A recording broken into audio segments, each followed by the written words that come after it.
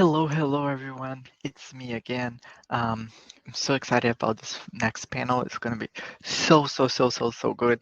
Are you guys enjoying the first day of RevEx Fest? It's been amazing. A lot of good key takeaways. But let's get started on this one. So welcome to the first day. We're only halfway through the first day of RevEx Fest, the Revenue Excellence Festival. Today's event is brought to you by the team at Modern Sales Pros. For those of you not familiar with Modern Sales Pros, we are the world's largest and highest quality community for those in sales management, sales leadership, sales and revenue operations, and sales enablement, aka our modern sales pros.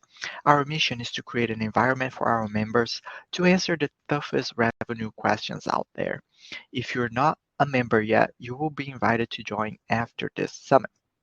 Now on to our amazing sponsors. This summit wouldn't be possible without our fantastic sponsors, who you see in this slide. Big thanks to them for making RevEx Fest happen. To learn more about those innovative companies, click on the Sponsor Booth tab at the top of this event page. Also, check out our jam-packed agenda by visiting the Agenda tab at the top of this event page to see the full schedule of events. We have 4 more today and also 2 full days, tomorrow and the day after. Now, here is the agenda for this session. I'll go over some housekeeping notes. Our speakers will do their intros and then we'll get right into content. But before, let me do the housekeeping. I know everyone is so excited about this panel. Let me do the housekeeping notes. This event is being recorded. You'll be able to access the recording afterwards. And if you have any questions for our panelists, please use the Q&A function in the right side of your screen. And also this chat is wide open. So please interact with each other. And we love to hear from you. We love to hear from where you're calling from and tell us a little bit about yourself in the chat. And lastly, let's go ahead and check out this amazing lineup of speakers for this session. I am so excited about it. I am going to pass the mic to Hilman so he can introduce himself, and then the panelists will introduce themselves, and then we can kickstart this conversation that's going to be amazing. Hilman, you can take it from here. Thank you, MSP, for the introduction, and thank you for joining B2B Investing Now, SaaS Investing and Fundraising in 2023. I'm Hilman Sori. I'm the co-founder of Coach CRM software for driving sales performance through coaching, co-founder of Closed Loop, the sales enablement consulting firm, and I'm also a partner in 212 Angels VC. And fundraising is hard enough, and there are now more challenges than ever, at least in recent memory. So we brought together investors extraordinaire, Aileen Lee, Christina Cordova, Mark Roberge, and Erica Brescia to give some tactical advice on fundraising today. How about we do some individual introductions, folks? Let's start with you, Mark. Oh, great, Hilman. You want the 30-second or the 1 minute? What do you want? Give us the 1 minute. Give us okay, cool. 30, so yeah, I think like most of the folks here came up through the operating side, I did a couple startups. The last one I was part of the founding team was HubSpot. I was the 4th employee founding CRO and took them through the IPO. Spent the next 5 years building out the sales curriculum at Harvard Business School and investing in serving on boards or advisors to a bunch of different software companies, including Asana, Drift, Salsify, Catalent, VTS. And then 4 years ago, started Stage 2 Capital, which is the first VC firm that's run and backed by sales and marketing leaders. We have 400 CROs, CMOs from Snowflake and Zoom and Asana and Atlassian and Salesforce and LinkedIn, et cetera. Happy to be here. Thanks, Mark. Happy to have you. Christina, with the live wall behind you.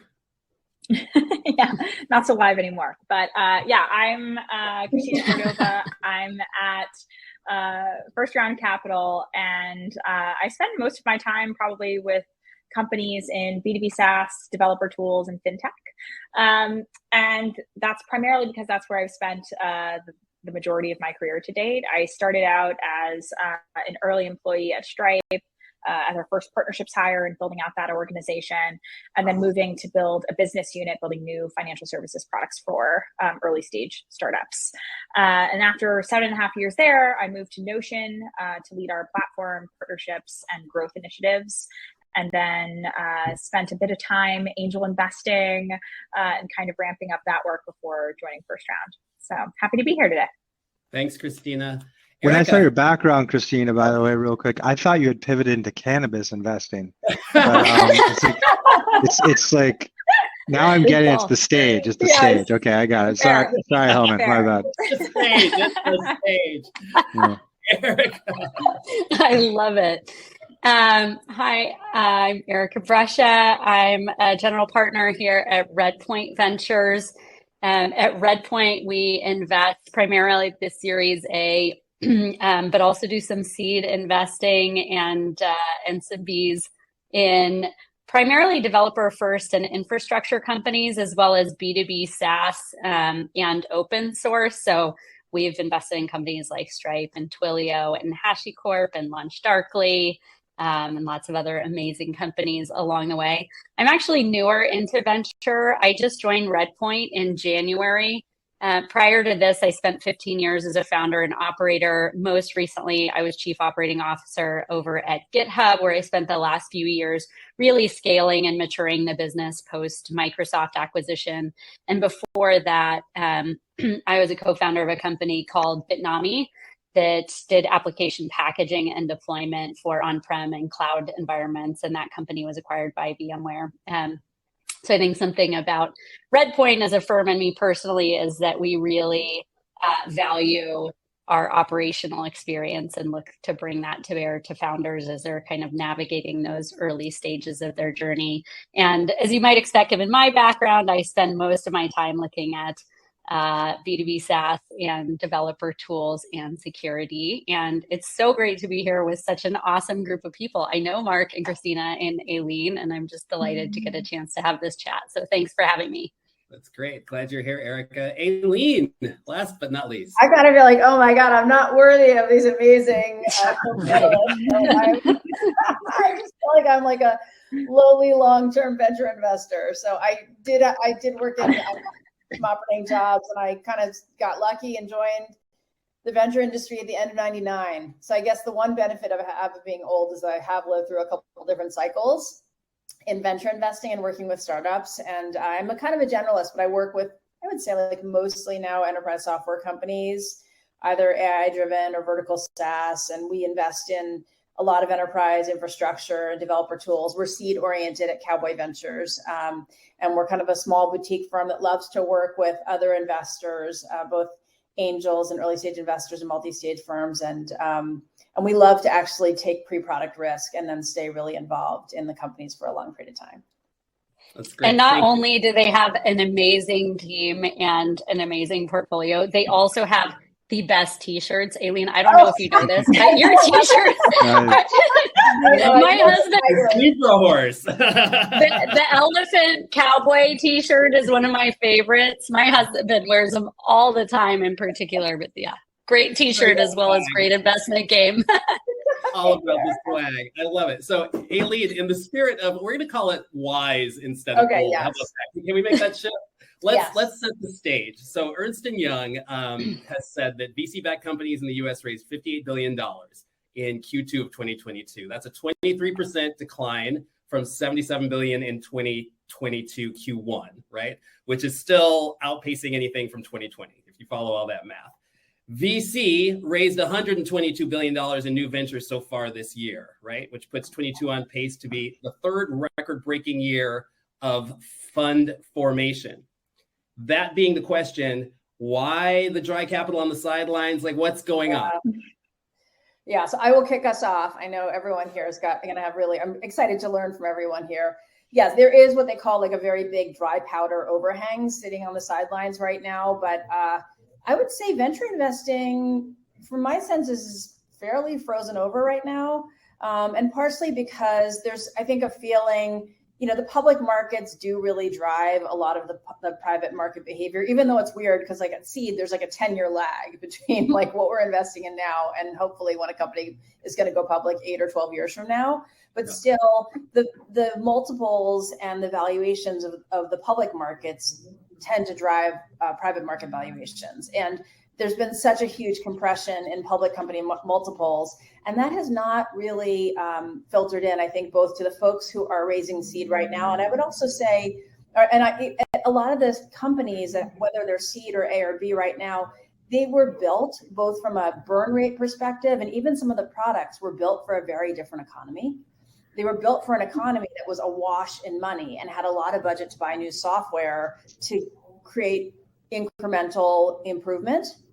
And I think we're heading into what probably most people working in tech companies today haven't seen before, which is probably, we haven't even really started a recession yet, and it's probably going to be ahead of us. So what we thought was maybe going to be like a challenging couple of quarters at the end of 2022, I think is just the slow decline into something that's probably going to be a couple of years long. And budgets, people haven't really even started to tighten their buckles, like their belts to all the way to the inner holes yet. And so I think venture investors are trying to figure out, if you're multi-stage, are there better values and better returns to be had investing in the public markets? But also, if things are going to go down another 20 or 30%, it's better to wait. They don't get paid to deploy at a certain pace. They're actually, investors will still make fee income if they don't deploy a cent for a year. And so they can just sit and wait and see if the investment opportunities get better next year.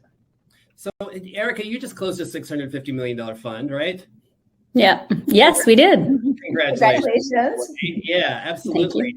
So doesn't FOMO drive a significant amount of investment activity? I mean, isn't that part of the game? Investors sitting on the sidelines, like, what does that mean?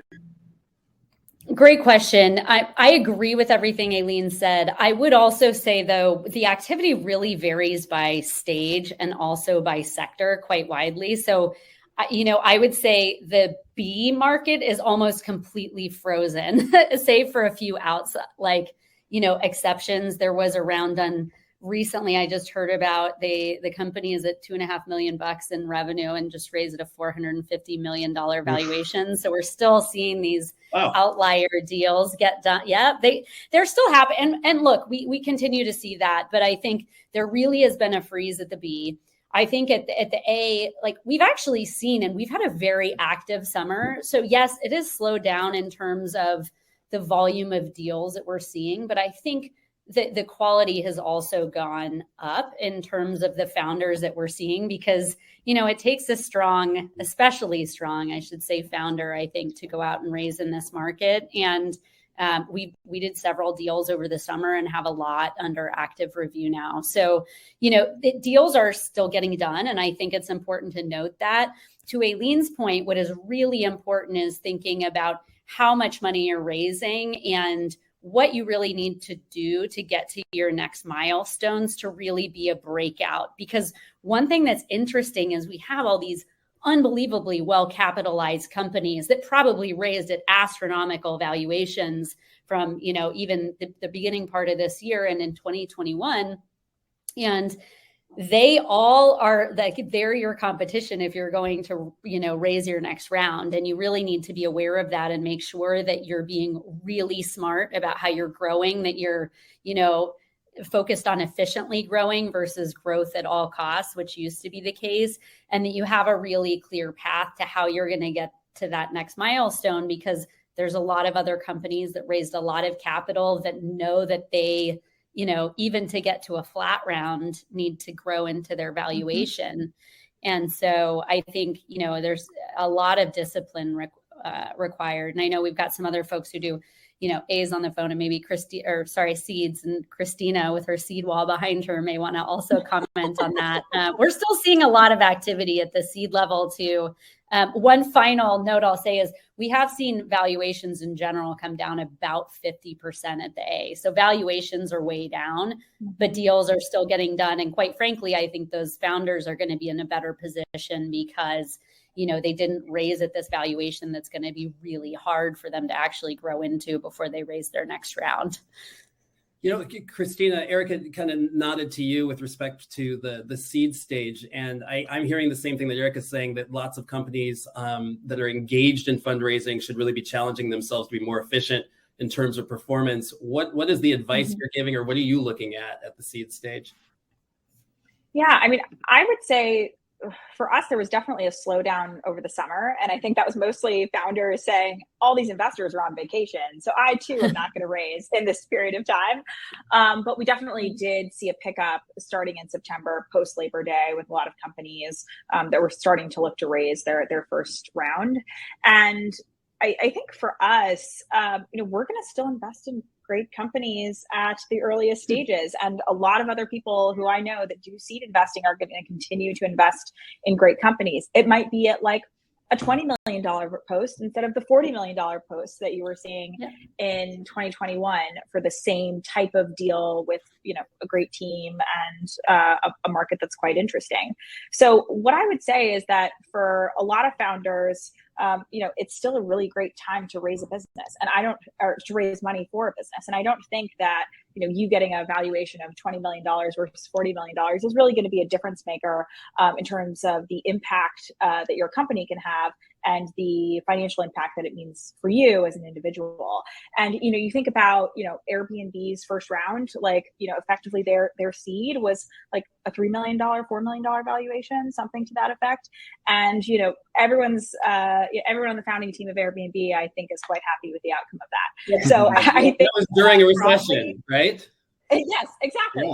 And so I think if you're here to build a really great company, I think it's probably going to require like more determination, more motivation, the ability to power through, the ability to recruit people who, aren't necessarily just looking for like a huge salary that you can pay them at a startup, right? Because you don't have the ability to do that as you may have been able to if you raised a round that was double the size. So I would say it's just really about being lean and efficient, similar to kind of what Erica mentioned, and still being able to be a great storyteller and painting that picture for the investor of like, what is the opportunity for 10 years from now? And, I think I, as an investor now, probably, think a little bit more about like grit, determination, and any kind of market headwinds that might be facing a company at seed stage, that's just really getting off the ground. So one quick note, I'm going to come to you with this question in just a second, Mark. One quick footnote here is that transformational companies to emerge from recessions, Netflix, Uber, Slack, WhatsApp, Instagram. I mean, like it can be done and can be done quite famously. Here's something I'm going to challenge the panel with. These are a couple words I've heard said over the course of the last 3 pieces of feedback. One is strong founder, really smart team, great companies, great team, good storytelling, grit. I want to get into what that really means tactically, right? We've all got these labels and we can put these labels on things. And I'm sure there are folks who are watching this who are like, well, do we have grit? Are we strong founders? So if we can begin to define some of those things, Mark. It's actually a great question, Hillman, because we actually, every quarter, we create some space for ourselves as a partnership. We fly to a city where one of us lives or one of our portfolio companies are, and we sit ourselves in a room for 2 days with the sole intent of reflecting on the last couple months, looking at our portfolio companies, not thinking about like, what do they need to do in the next quarter? That's what we do day to day. But thinking about, okay, it's been a year with this company. What are they super good at? And what have been some of the hurdles? And for the hurdles, why didn't we catch that due diligence? Like, what did we not ask? And then during the first few months of portfolio support, what could we have done, faster to avoid some of those things? So we're constantly like iterating on our hurdles. And it's kind of interesting that almost all of them are about the founders. And so we've been kind of digging in deeper to how we can diligence founders better. So we're kind of double clicking on what was it about that founder? And it's so funny. It's like, it almost feels, I don't know, maybe I'm unnecessarily wired in this thing, but like, I talked for a decade about the importance of coachability when hiring salespeople. And actually, that's the thing that's aligning with the founder. is we're seeing time and time again, this founder like became a bit of a problem because they were just so narrow-minded on what they wanted to do. They didn't care about what other people were telling them, and they weren't like listening to signals around them, whether it was like data in the business or advisement from experienced people. And then some of our best performing founders, when we were doing diligence and we're asking questions and challenging them on some of their strategic viewpoints, they were like, holy cow, that's a great point, and implemented the next day before we even made the investment. And so that, I know you've asked about like grit and that type of stuff, Hillman. And that's the way I view it, is like, are they coachable? And I have a very specific definition of coachability, which is, number one, they're proactively seeking the advice. Mm-hmm. Number two, they have a very good lens as to who to seek the advice for, right? So don't ask your English teacher for help on your math homework, right? It's like you got to know who's giving the advice on what, and then they're putting it through the appropriate filter on what's applicable to their context. Because I'll at the other side of the spectrum, I get super worried when I do like an hour advisement call with someone and they implemented all of it. It's like, dude, I'm not that good. Like you've been living in your business 80 hours a week for 2 years. I just been talking to you for like 3 hours. The Oracle has spoken. I'm just not that good, dude. Like you got to filter it, right? So we, as a very tactical thing, Hillman, like we purposely coach our founders during the diligence process and observe what they do. So hopefully that's some insight on that. And I'll circle back, Hillman, to your point. I think everybody wholeheartedly agree. This is an amazing time to build a business. Yes. It's amazing. I like many of the people on the call, I was in my first startup at 23 years old in the 2001 crash. And I was at HubSpot one year in the 2008 crash. And I was freaking out. And I quickly realized how amazing a deep recession is to build a business, starting with access to talent, Mm-hmm. retention of talent, and also being able to build good fundamentals as opposed to raise $100 million when you have $1 million in revenue and hire 50 engineers when you're not ready for them and 50 salespeople when you're not ready for them. Beautiful time for unit economics. And then finally, getting very strong signals as to whether you have a need to have product or a must have product. Right. So I just think this is a beautiful time to build a business. I love that. I think we need to hear more of that right now, and entrepreneurs need to hear more of that. Pivoting to the storytelling piece, Elaine, I know you've talked about storytelling a lot in your career, not the jazz hands kind. I love that. But what is good storytelling? I mean, there's the story, right, which is the founder's story, and then there's the story being told, right, around the product's origins and the problem you're trying to solve. And this, if I'm sitting here listening to this and I'm thinking I've got to go raise sometime soon, or maybe I'm in the midst of it, what are the types of good stories you've heard? What is it? How do you extract that from the business that your blood, sweat, and tears have been invested in and may not seem so poetic right now? Yeah. Well, I think the arc is probably the same, and it's always very similar, right? It's kind of like watching a movie, right? Because most movies will hook you and then they kind of build over time, right? And so you want, whether you're storytelling for your company or your product or your kind of personal brand, or for your kind of recruiting your talent brand, right? In terms of how you're going to get people to work at your company, because I think it still is incredibly competitive to get great talent right now. I think thinking about what is the story you're telling is really important across multiple facets of your company. And I think, most venture investors, they do kind of get used to the story being told a certain way. And so I appreciate creativity, but I think there are some merits to kind of telling it in the way that they like to hear it, because it kind of just goes better.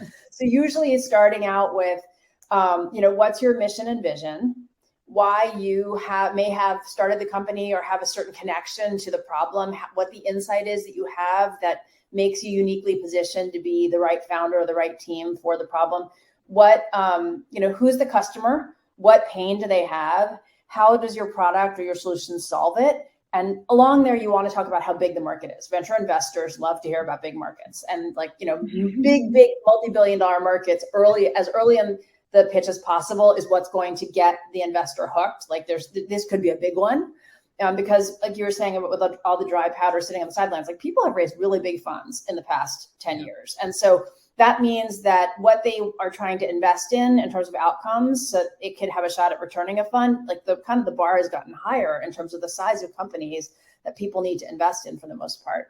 And then talking about your customers, like what you've done to figure out either with design partners or with customers who are using it. So there's kind of a, and then kind of like when you're learning presentations, you're taught, I think, like, I'm going to tell you what I'm going to tell you, then I'm going to tell you, then I'm going to tell you what I told you. Like, that's kind of a good, right? Like, start out with the highlights of like, here are the awesome things I'm going to tell you, then I'm going to tell you, and then summarize, like, in summary, here are the awesome things I told you. Yeah. So I think that that tends to be a decent formula, but I think the thing that will change in the next 2 years for people raising is growth has been the thing to talk about as kind of the high points for the past couple of years, is how fast you're growing and how fast and how you could steepen the curve. And growth is still important, but now it's growth with, and TAM is still important, but it's growth with efficiency and margins and revenue quality. And ideally, because there's probably going to be some headwinds around enterprise spending, enterprise adoption of new software, I think we're probably heading into like a consolidation phase around software. So being able to tell the story about why you're going to be one of the enterprise products that is going to actually be above the bar for new adoption, and for budget, do you save money? Or do you create new efficiency in a recessionary environment? And I will turn it over to my fellow panelists because I'm sure they've got even better thoughts on that than I do. Erica? There's one thing, Aileen, that you said that I think is that, like, it's really kind of sat with me since going from, founder operator to VC. And that's really understanding this market size question, and also how different size funds will view your company as an investment opportunity and how that might drive their investment decisions. So, Hillman, you mentioned earlier that, like, we raised a $650 million fund, which, like, for a Series A stage firm, we actually felt like we were very disciplined in raising a small fund, some go multi-billion dollars. But what that really means is every time that we are making an investment, we need to be convinced that there's a plausible path to that investment, that Series A check, generating a $650 million return for the fund, right? Mm-hmm. Like, we're looking for investments that can be fund returners. And so there might be a company that is, a fantastic company, fantastic team, operating in a reasonably big market. But if it looks like it'll be a $500 million acquisition, where if you've made a seed stage investment in a company that gets acquired for $500 million, maybe you'd love to see it go to IPO, but that's still a really fantastic outcome. It's not a good outcome for a fund like ours. And so I think for entrepreneurs, it's really important to understand what are different funds going to be looking for based on their fund size and their strategy when they make an investment in your company. And one other thing that I just wanted to touch on, because you mentioned grit earlier, and it's related to this, like, how big can the company get question? Like, I think you start to be able to tell what founders really want to take a company all the way, or which founders want to take a company all the way to an IPO or something, versus founders that kind of, like, are excited about the company, but are probably only going to stick with it for a few years, or they're looking for a quick flip. And, like, everybody kind of covers that and tries to tell a story of getting big. But, as investors, we meet hundreds and hundreds of founders every year, and you start to be able to, I think most of the time identify who is really, really serious about building a massive company and who isn't. And I'll give you an example from our portfolio. I'm on the board of a company called Railway. And Jake, the founder, told me when we were getting to know him, he's like, look, if I fail with this, I'm building another company I'm just going to, my entire life, I'm going to do this until I get it right. This needs to exist, right? Like, you feel it. It's palpable when a founder is like that. And that's how you really stand out, right? It's that level of conviction and passion and dedication that I think certainly we react very positively to, because, this whole conversation has been about being in tough times, and you have to have that level of energy and excitement and dedication to persevere through challenging times for a company, which are going to come to any company that makes it all the way to IPO. Can you sniff that out at seed stage, Christina, when everything's brand new and rosy and exciting and, all hopey land? I definitely think so. I mean, for a lot of the companies, that I've worked with, and, I've made like 60 plus angel investments and only got started at first round earlier this year.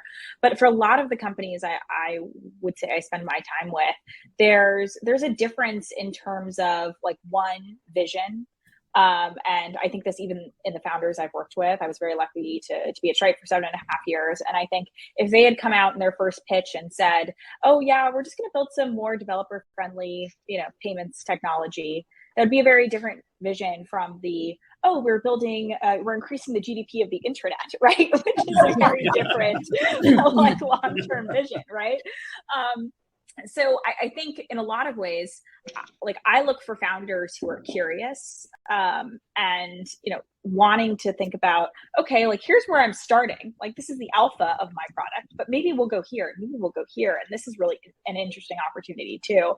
Because I think those are the kinds of founders that are going to unlock new opportunities over time and build a really great business from this like seed of an idea.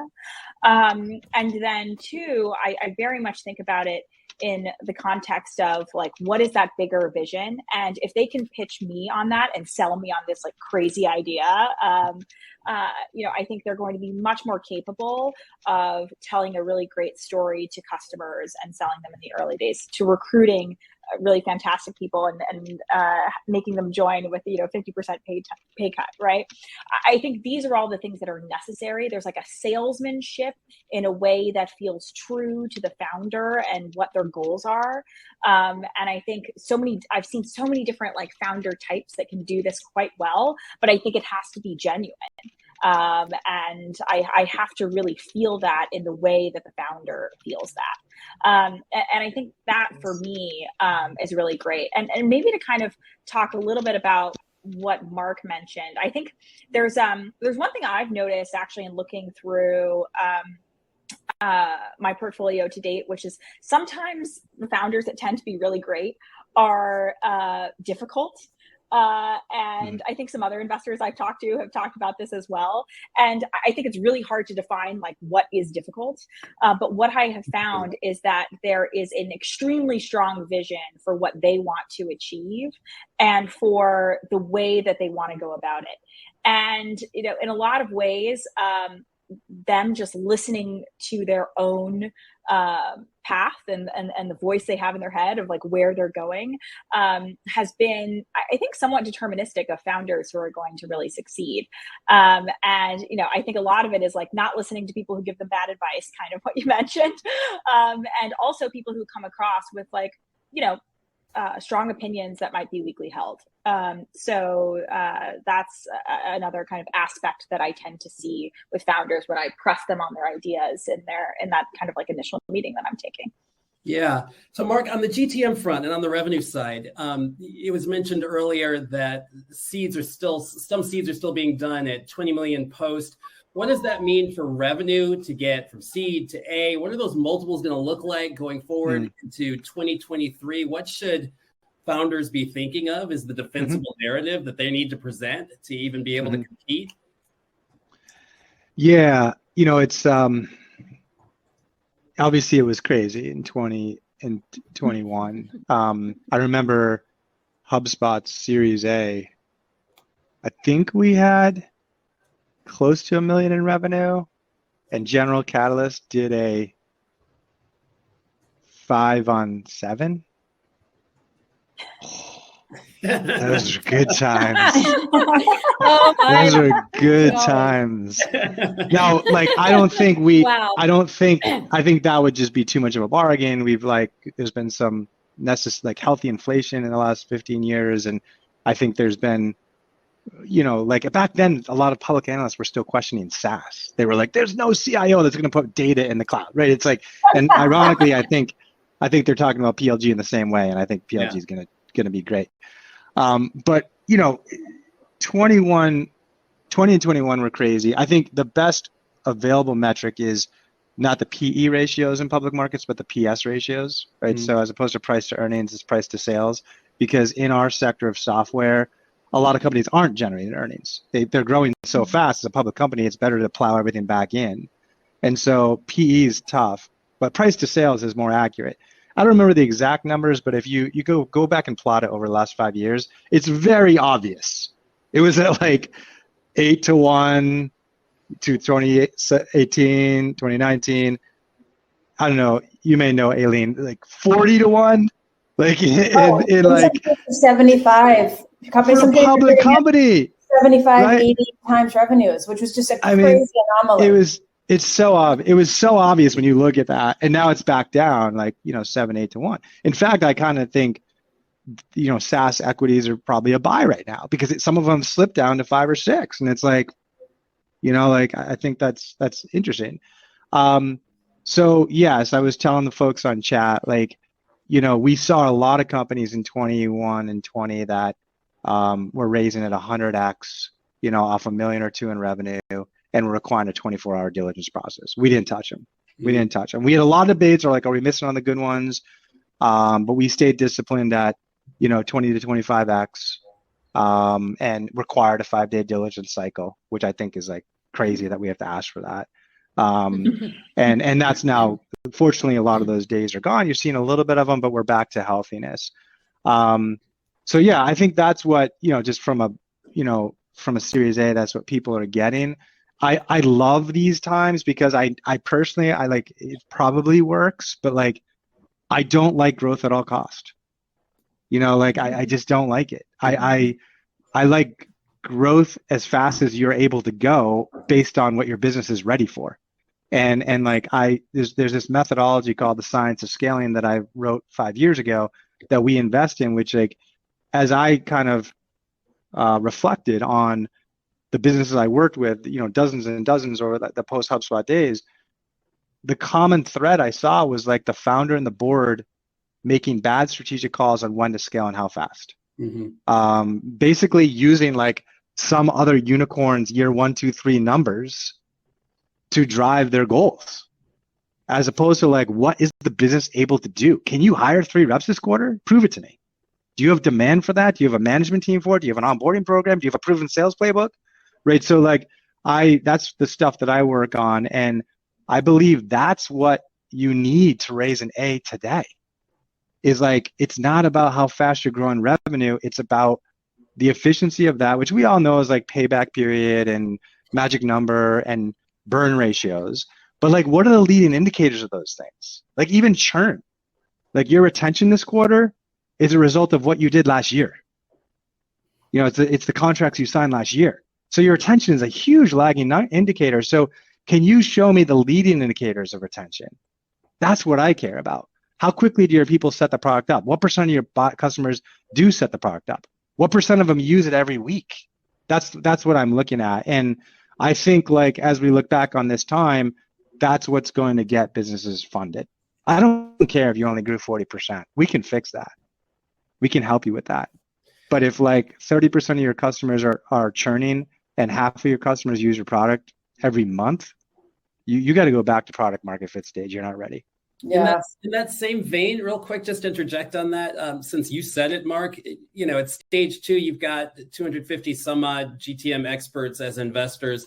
Does that make you more critical with more scrutiny on things like churn and things like revenue? Or are you thinking, we got that covered, we can help you with that, let's focus more on what you're doing from an engineering and product perspective? Yeah, kind of, because we can underwrite that risk. Right. Like we can underwrite a bad head of sales in the seat, because we have found a head of sales for 2/3 of our portfolio and have a very good track record of that.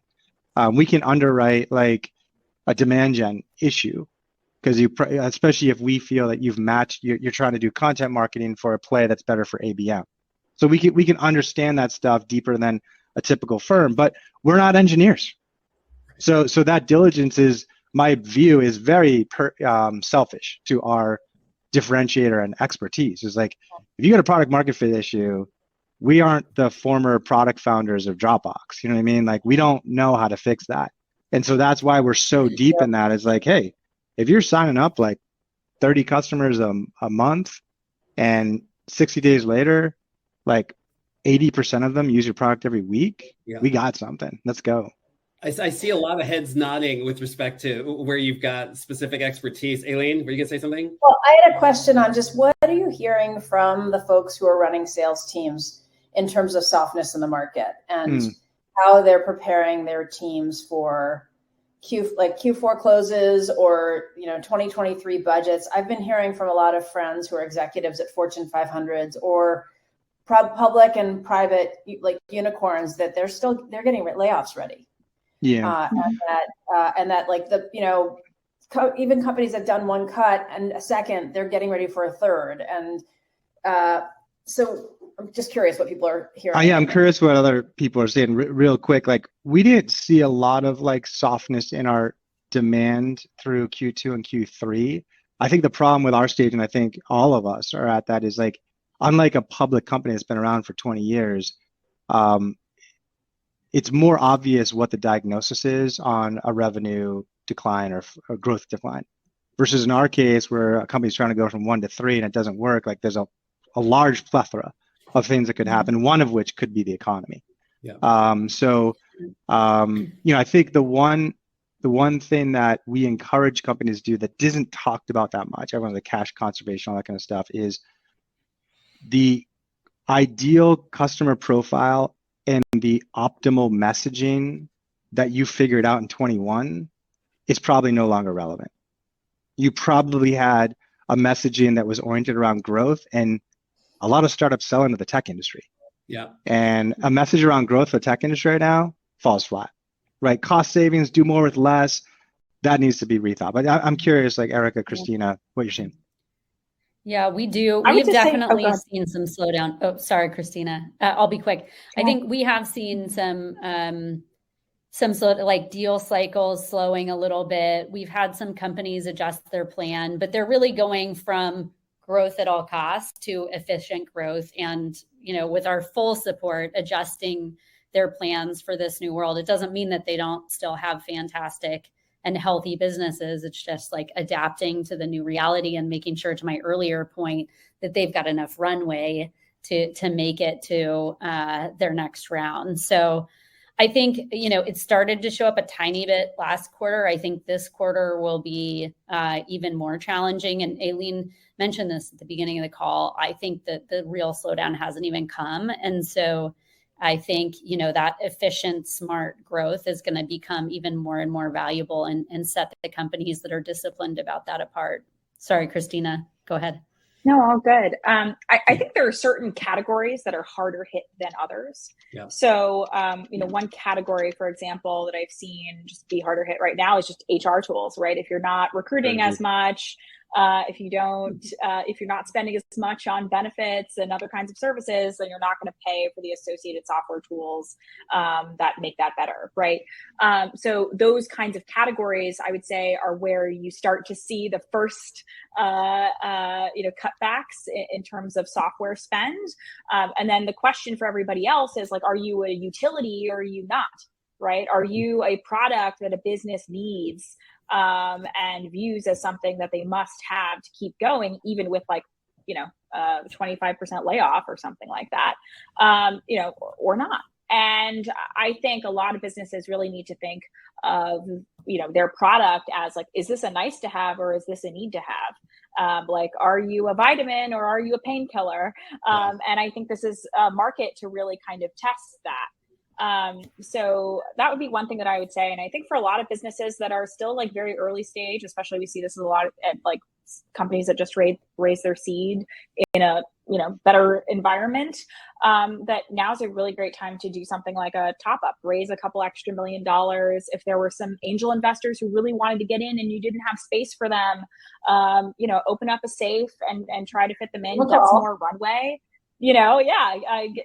Get some more time to kind of figure it out and get to the point where you can become a painkiller, right? So that's what I've been seeing. What about the founders who are sitting there thinking and worrying about the dreaded down round? I was saying, there was like a saying that like flat is the new up, or like yeah. Yes. there is no shame in like just get the money. Like, I've seen someone get the effing money. Like any money is the new up, basically. Yeah. At Y Combinator, they always say don't die. Like rule number one, don't Just die. don't And it's die, a little crass, right. but it's also true. And there are fantastically successful companies that raised down. I think Facebook did. I saw a list of a bunch of big names that it raised down rounds. It's like, look, your job as a founder is to make sure you have the capital to continue growing. And as long as you can continue to grow the business well over time, well, A, survive, B, grow, that's what you should be prioritizing. Let me ask also, pivoting a little bit away from the sales piece, even though I know this is an audience of sales folks, another really critical element of being a founder over the last few years has been the ability to recruit talent. How does that change in a world where you've got the great resignation, you've got layoffs happening, you've got quiet quitters, you've got a lack of engagement from the employment side? Is this something you're not so worried about, the ability to attract the right people to the org now, or is that still something critical and maybe it's different from seed to later stages? Love to hear your individual thoughts on that. I'll go. It's good. All this jump at once. Aileen, go ahead. Go ahead, Aileen. Somebody else. Go ahead. I think there's going to be a lot more talent available and looking around. People's bars are really high, especially because people who posted really good numbers as sales leaders, for example, or marketing leaders in the past 5 years, like they were basically part of a rising tide. And those, that experience and those skill sets may not directly apply to the next 5 years. And so in your interview process, figuring out whether the person really was just at the right place at the right time, and they're probably good, but what gas do you have in the tank for the next 5 years is going to be a very different journey, I think. But it is we've been telling folks who have open positions to really keep the bar high and know that the talent availability is only going to get better in the next 6 months, not worse. Yeah. Christina, you had a thought? My only thought here is that I think we've seen in startups for the last 10 years that you'll see a lot of people from like very large companies flocking to startups for their big payday. And like, I think in a lot of ways, wartime really pushes a lot of those people to stay at those large companies. And I think they should stay, right? Yeah. They probably weren't the right fit for your company anyway. And so I think now is a really great time to take advantage of talent in the market that is potentially high trajectory, but doesn't necessarily have a lot of experience to bring to the table. And I think it really comes down to like a really fantastic interview process that is thorough, and also like testing employees out. Like if you're able to put employees like on a trial, have them come and do a project with you. If there's a lot of talent in the market that, is currently, if they don't have a job, like these are things that you can start doing to like suss out whether there's really great talent in the market that is open to you. And so like I'm a huge fan of that, given I worked at early stage companies with a lot of people who were straight out of school and extremely talented and didn't cost a lot. So for a lot of the founders I talked to, like I would encourage them to really look at high potential talent and try to figure out the ways that they can assess high potential and differentiate that from experience. That's great. Mark, you chimed in there too. Anything you want to add? I mean, just real quick. I thought it was just locked in 2020 and 2021. It was like so impossible. I feel like if this is healthy, like we were way out here, and right now we're like here. Like I still think we're like in a employee, balance, but it's just a little more balanced, but it's still favorable to employee. I mean, 2021, it was like, I'm a VP of sales making $600,000 a year, and I have like 5 offers to make more. It's like, holy cow, this is crazy. So I think like I've had a couple calls this summer with pretty talented go-to-market execs who are like, yeah, I've been chilling for 6 weeks and took a couple calls, but like things will break, they'll do well for them, I think, in this quarter. But it's a little more balanced, but I still think it's an employee favored market. Okay. I think I'd add one thing, which is I think, people are paying a lot more attention to valuations now, like especially senior talent. If you're one of these companies that raised at a multi-billion-dollar valuation, like you better go look at getting another 409A and considering what to do with your strike price, because people are being much more thoughtful, in my experience, about where a company is valued. So that's another thing to take into account when you're raising a round, is like, hey, look, have we grown into this valuation yet? And how might that impact our hiring? And you mentioned quiet quitting, which I will not go on a tear about, but I could, and just say, like, if you feel like you personally identify with that whole movement, don't go work at a startup. Like, it's just not, it's probably not the right place for you. I will leave it at that for now. But yes, startup is probably not the place for you. That was benevolently put. I would be a little bit more volatile about that, but yeah, okay, we'll keep it at that. So here's a final thought.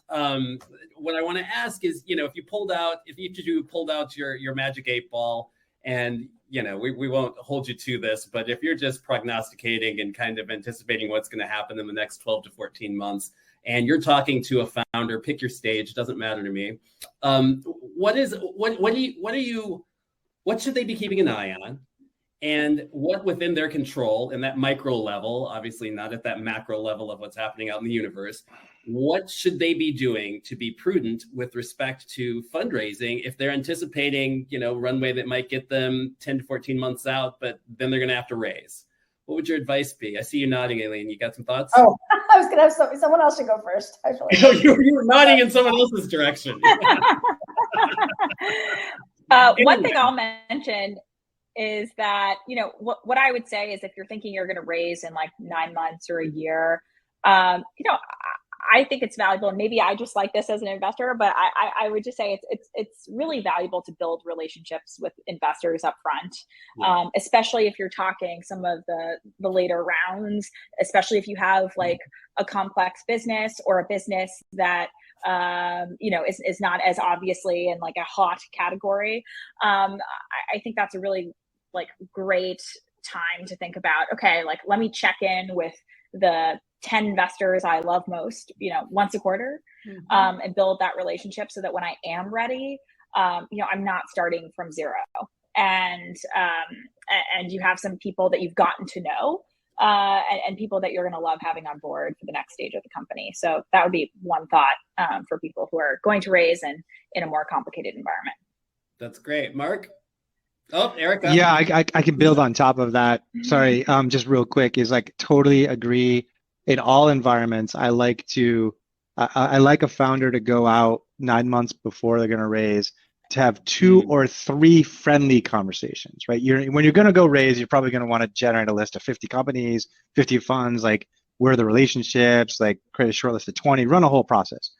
But I love Christina's advice, just you're not going to do that, right? You're going to find 2 or 3 people that you either have a great connection with or your current investor has a great relationship with, and it's just like, we just want to share what's going on with our business and get your advice from you on what this needs to look like in 9 months to be a layup Series A.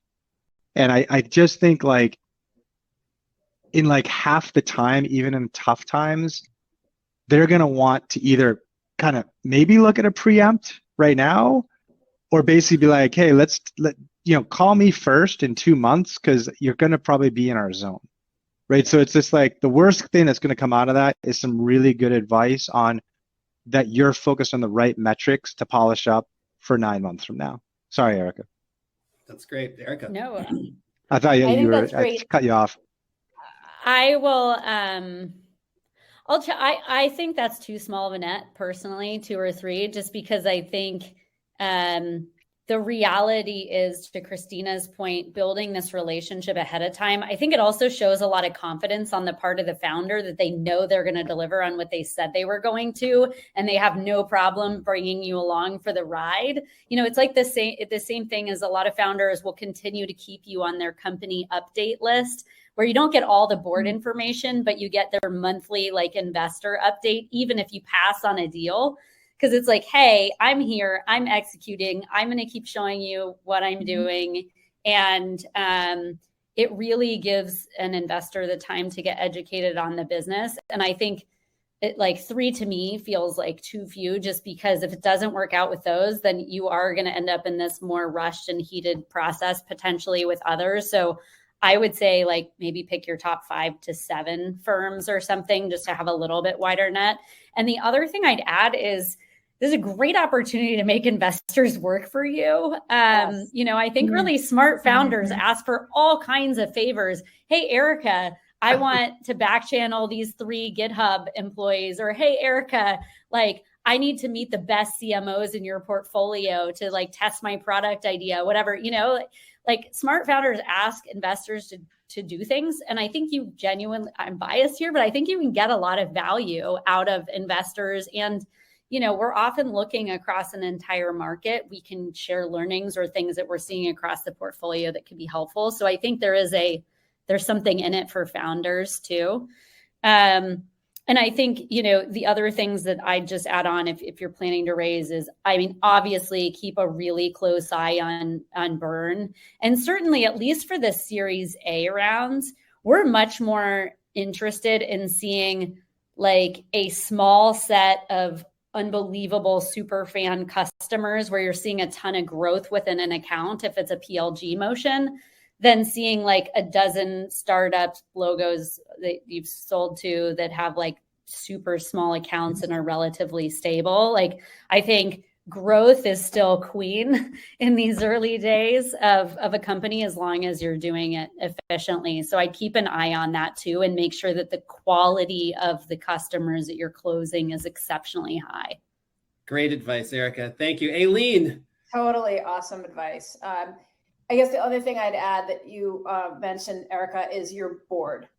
You know, the past 5 years, boards have kind of been phoning it in for a bunch of reasons. Founders partially didn't kind of heard from other founders, like a board is a pain in the ass, like don't have a board, don't tell your board anything, like, you know, everything, like, you know, and because it got so busy and venture investors were running around chasing deals and they wanted to make sure they had good references, I think people got afraid of having straight talk and real talk with the founders that they work with about blind spots or potential potholes in the road. And to be honest, there weren't that many potholes in the road the past 5 years. So it's like, you're awesome, way to go, high five, growth, yay.